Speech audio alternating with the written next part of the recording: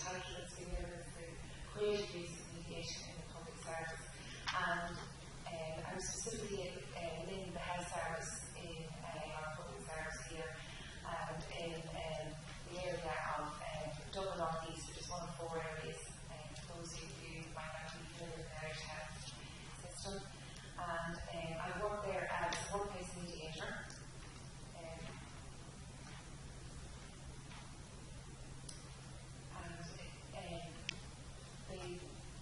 The Internal Mediation Service that we have now within Dublin North East area was established back in 2006.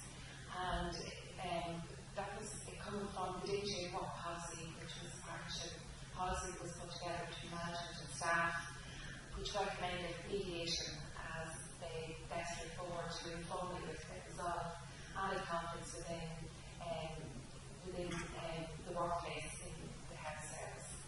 It was mainly given as a value for money initiative initially, as an awful lot of our conflicts were going straight to investigation, third party, quite expensive processes and time-consuming processes for managers.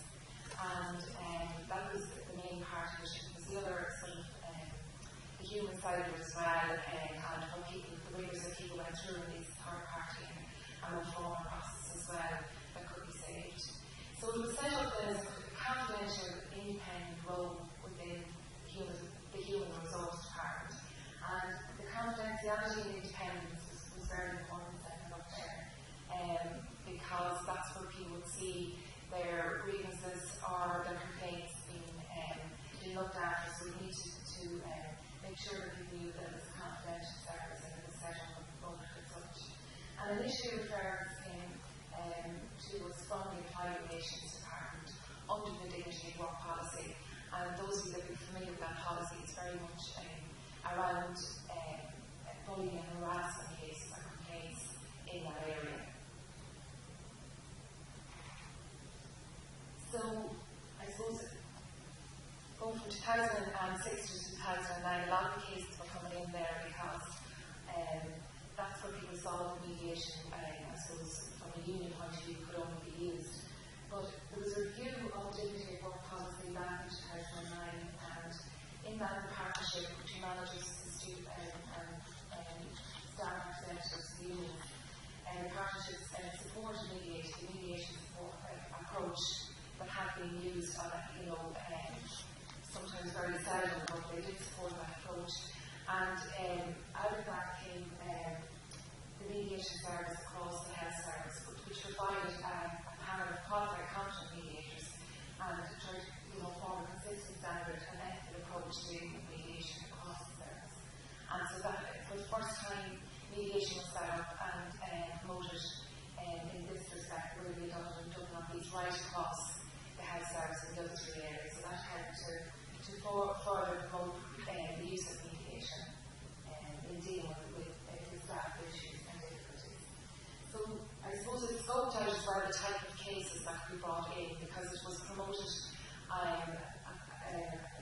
by consent of unions and managers alike that the last related alleged bullying and harassment would have an exceptional case like that. But it also scoped out to all sorts of breakdown in working relationships, interpersonal disputes, manager-staff difficulties, and issues arising from grievance and disciplinary procedures. For ourselves specifically in the Dublin North East area, the mediation service became involved in hostage workplace training after 2009, which promotes early intervention in conflict management, and really promotes mediation not just as a crisis management when things have really got very tough for the people involved or it's gone to near formal status. It's promoted more so now, and a lot of it will always need to be crisis management, of course, with mediation, but also a more proactive and preventive process that can be put in place for managers and staff. And in that area in particular, mediation is always explored and the use of mediation before there is a sign-off on any formal investigations or procedures. So I just wanted to talk about, I suppose, the theme of the conference today was around creativity. And and so I look at the potential over the years, the potential to be recognised as to move it out of just the bullying and harassment area. And just one area, just going to use a case as an example of how mediation can be used, I suppose, potentially in many other areas within the health service. And this particular case is one from a recent one from this springtime. And the referral itself was actually unusual in that it was a party in a previous 2013 case that I've been involved in, who contacted me and asked me would I take on a case where it was a problem with re-establishing access between a birth mother and her foster child. So it was something that we had to look at and think about. So there was a little more there on the care of foster parents since 2007. She was 4 years old when she went into foster care with them.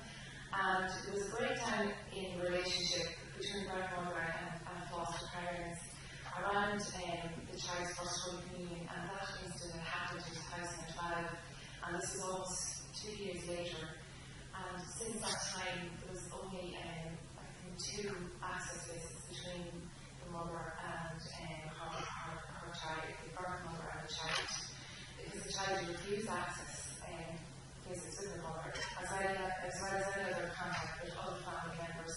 There was a grandmother involved and an aunt who had been very close as well, so she refused all contact apart from where she did 1 or 2 access visits. So in early 2014, there was a court order put in place in January of this year to actually bring back access on a gradual basis over the year 2014. So it was going to start off at 3 months and then we down to 2 months and 1 month. So that was put in place as a court order. But the social worker who's dealing with the case at the moment still could not get reconciliation between the grandmother and the foster parents. The grandmother especially was very, the social worker would have said she was very stuck in the incident that happened around this particular family occasion, and she couldn't move outside that. And I suppose she felt that mediation would be, from her own experience of being in mediation, would be a great way of actually re-establishing that relationship and setting a good grounding for getting the access visits and getting a more positive relationship ongoing between the child and her mother.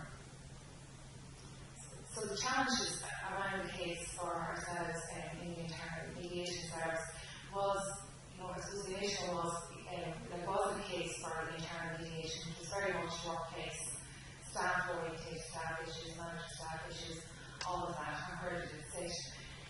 The fact that it was a child in the centre of the case, that's not something that you normally come across in workplace mediation, and that was the focus, and that was why the mediation would need to take place. There were also mental health issues cited by the social worker, mental health issues of the mother as well. There were some difficulties there, and that was the reason why the child was in long-term foster care. And that was around, her capacity. There would have been some questions that we would have needed to ask. And also the short time frame. There was the first access visit over the year was taking place within weeks of this referral, so we didn't have a lot of time to think around what we would do. So I'm talking to you about it here because we actually did take it on, and it was really from looking at it through the lens of manager support or staff support in the service, and it was about supporting the social worker in this case to perform this piece of work and get the access going as soon as possible and as positively as possible, especially when the child was in the middle of it. You had her well-being at stake, her self-esteem, and all that to think about as well. So the process then was pretty much what we do with workplace mediation. So I just took it one step at a time, so that I would meet with pre-mediation meetings and with the mother more separately. And I met, after a phone call with her initially to set up a meeting, and also with the foster parents where they chose to meet me in their house while the child was at school. And from those initial meetings, there was a huge amount. You could see the common ground coming in. You know, when I met with grandmother, even though she had huge issues with the foster parents, and especially with the foster mother, she still knew that her child was in the best place possible, and she wouldn't be able to provide the care that they were providing for her. And you know, when I met with the parents together, you got the sense of how important they felt the role of the mother was in the child's development, and that you know, to get a more positive relationship home was really important for the child moving forward. So,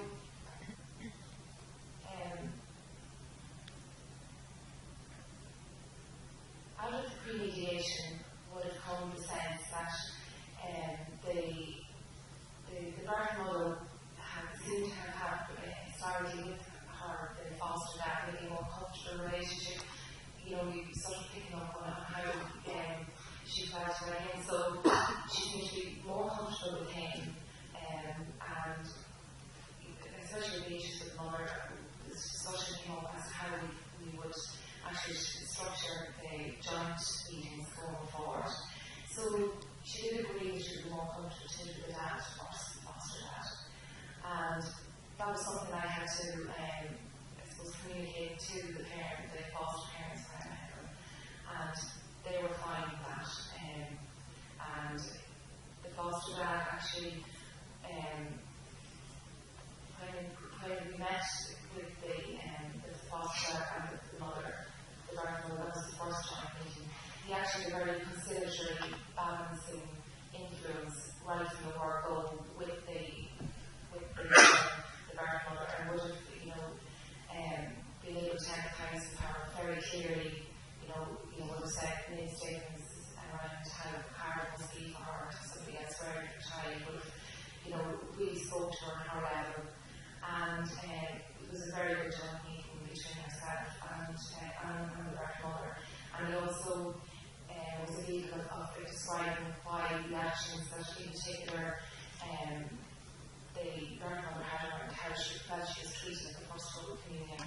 And he would have explained a lot of where the foster mom was coming from, where he was coming from, what issues they had, how she's aware of the day, because the child is the centre, the child, you know, reacted very badly to anything that was outside of what was planned.